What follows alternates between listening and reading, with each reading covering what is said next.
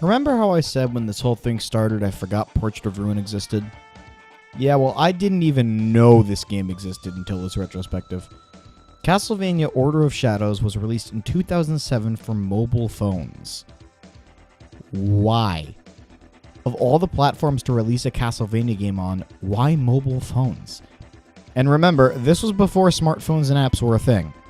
For a while, I didn't know how I was going to play this one, but luckily I found an app on the Google Play Store which is an old cell phone emulator, so I was able to play the game that way. It's about as good as you would expect a 2007 mobile phone game to be.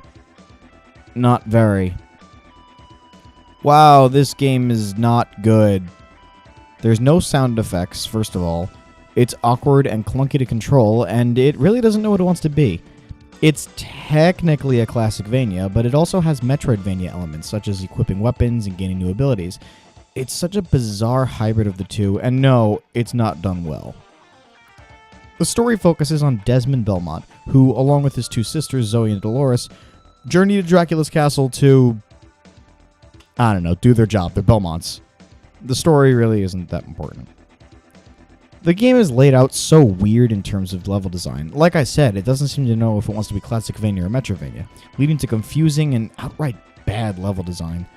The soundtrack is decent, I'll give it that, even if it is entirely MIDI, but it's not bad.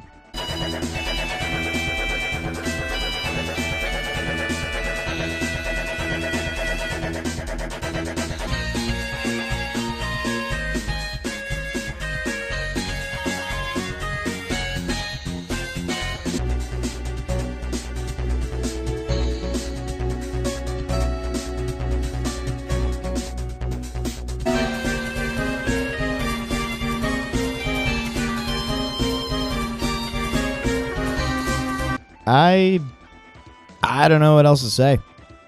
I'm just baffled that this game is even real. We all know what happens at the end. You confront Dracula, he does the whole teleporting thing. It's Castlevania, but just... wow. This feels more like a shitty Castlevania fan game made by one guy than it does an actual entry in the series.